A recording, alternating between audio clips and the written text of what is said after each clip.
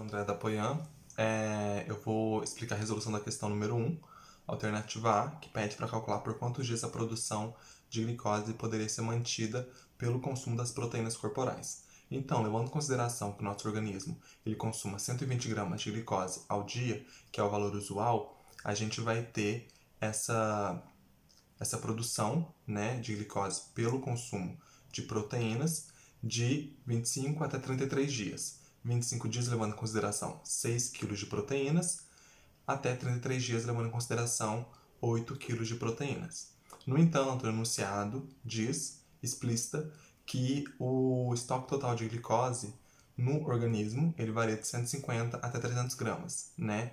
Levando em consideração os 300 gramas, que seria o valor máximo desse estoque de glicose no organismo, e levando em consideração também que explícita no artigo, no texto, que o período máximo de jejum por um adulto seria em torno de 2 dias.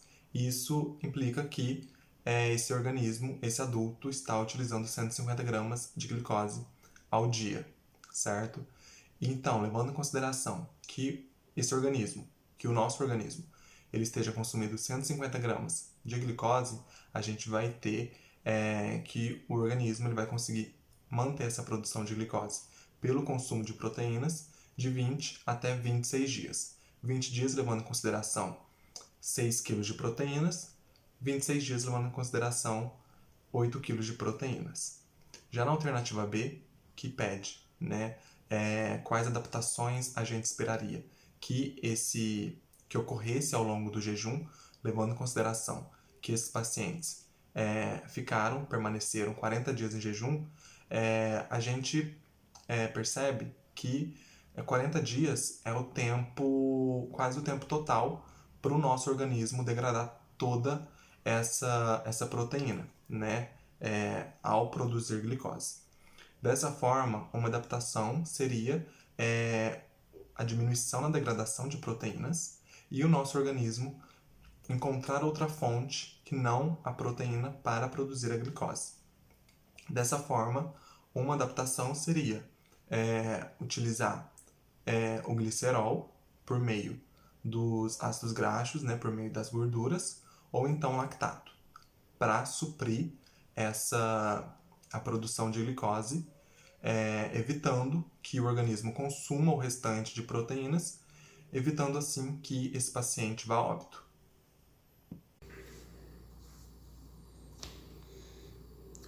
A questão 2 nos pede, basicamente, para que possamos fazer uma análise gráfica que envolve a excreção de compostos, né, principalmente amônia e ureia, nesse período de 40 dias de jejum e que possamos relacionar essas informações com a resposta da questão 1. Bom, basicamente é importante a gente ressaltar que no início do jejum está ocorrendo o processo de gliconeogênese, que é nada mais do que a formação da glicose a partir de precursores, como por exemplo aminoácidos, e que portanto há um grande consumo, degradação de proteínas, fazendo com que haja uma grande formação, uma grande excreção de ureia no início do processo de jejum. À medida que à medida que os dias vão se passando, há uma adaptação do organismo justamente para minimizar essa degradação de proteínas. Isso ocorre, de grosso modo, pela utilização de corpos cetônicos advindos da beta-oxidação de tecidos adiposos e também tecidos musculares por células nervosas, para que haja justamente essa diminuição na degradação de proteínas. Então, analisando as informações do gráfico, percebe-se que, à medida que os dias de jejum vão se passando, há uma considerável diminuição na excreção de ureia. Por outro lado, observa-se também um ligeiro aumento na excreção de amônia.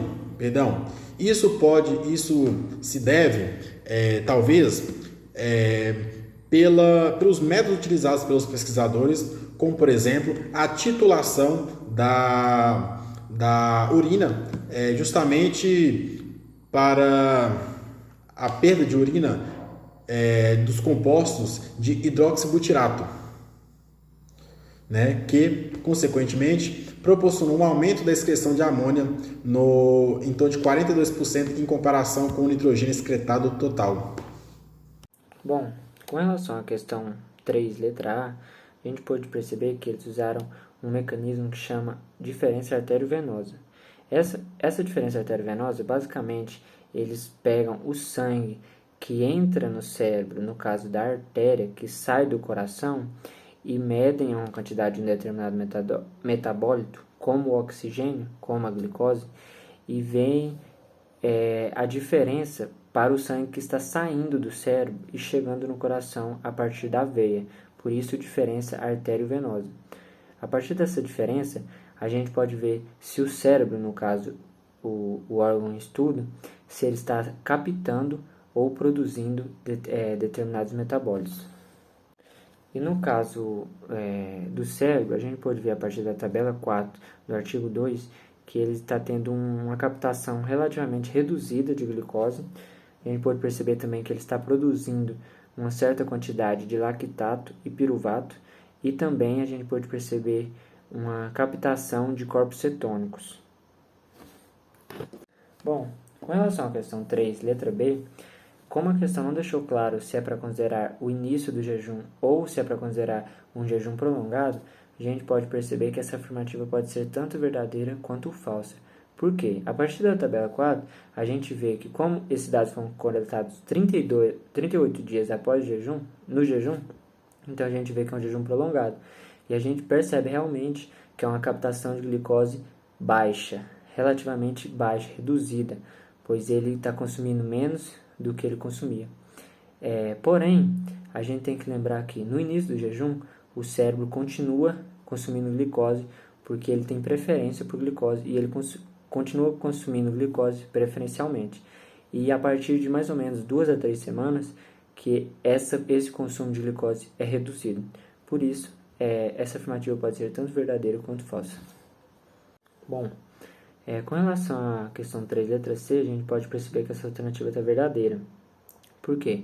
No início do jejum, o cérebro ele consome preferencialmente glicose, que vem sobretudo da degradação de aminoácidos, da degradação de proteínas. Porém, após 2 a 3 semanas, os corpos cetônicos que estão, vamos falar assim, livres, porque os músculos que utilizavam tanto ácidos graxos e tanto corpos cetônicos para energia, produção de energia, eles passam a usar somente ácidos graxos, deixando, entre aspas, esses corpos cetônicos livres para que possam ser utilizados pelo cérebro.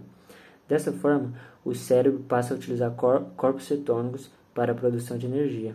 E desse modo, esse mecanismo faz com que freie a degradação de proteínas, porque não necessita de tanto mais glicose assim, e desse modo há um freio na degradação dos músculos, das proteínas, e relacionando com a questão 2, a excreção de nitrogênio diminui. Relacionando também com a questão 1, é um mecanismo novo que o corpo consegue estabelecer para que